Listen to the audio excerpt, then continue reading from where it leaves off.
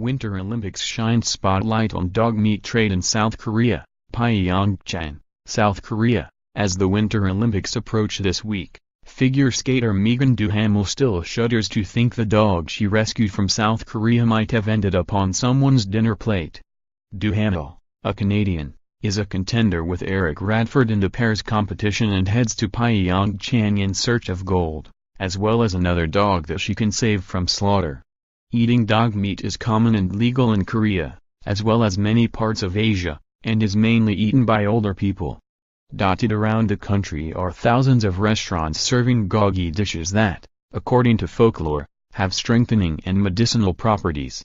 It is just sad because when the world is watching the Olympics little is known or spoken about the Korean dog meat trade, Duhamel told USA Today Sports. There are hundreds of dog meat farms tucked away and nobody is talking about this. The buzz will be about the Olympics. According to the Associated Press, restaurants nearly in the shadow of the Olympic Stadium are still selling dog meat meals. According to the Humane Society International, around 2.5 million Korean dogs are killed for their meat each year. The Korean government, realizing the issue is sensitive for foreigners, has offered money to restaurants if they stop serving dog meat during the games and has requested that signs advertising the meals be covered up or removed. This is an Olympics story, Mark Ching, a Bay Area activist who founded the Animal Hope and Wellness Foundation, said. I am half Korean. Koreans are very proud of hosting the Olympics. Why this has to be tied to the Olympics is that the government itself is actually paying to hide this from the world. Maybe if they just said this is part of our culture, it would be different.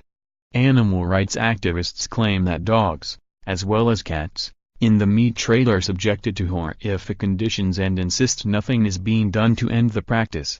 That is despite Korean President Moon Jae-in being a dog lover who recently adopted a pet saved from a dog meat farm. Campaigners are determined to use the Olympics to raise awareness and hope that support from athletes and international pressure may spark a change in legislation. However, it is a difficult subject and, perhaps understandably, some athletes prefer not to speak out about something that is both culturally sensitive and controversial.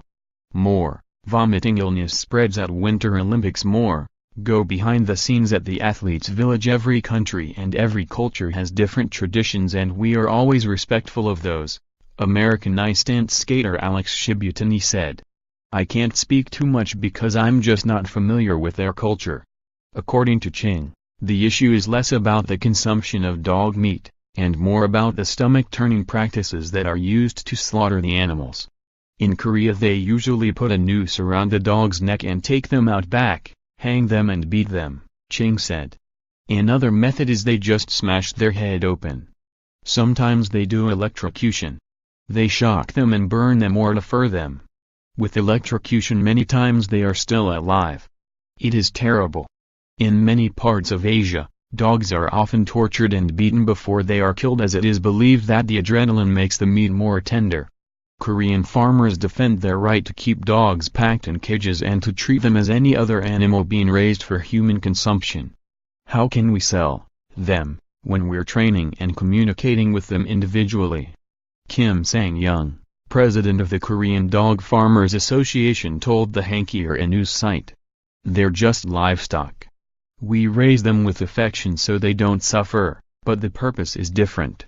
On Monday, USA Today Sports sent a message requesting comment to the official press office email account of the Pyeongchang Organizing Committee and to Nancy Park, spokesperson and director of international media relations for the 2018 Olympic Organizing Committee.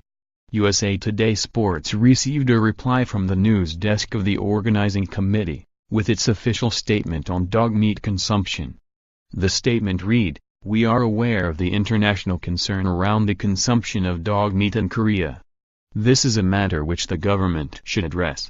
We hope that this issue will not impact on the delivery or reputation of the games and the province, and we will support the work of the province and government on this topic as needed. Also, dog meat will not be served at any games venue."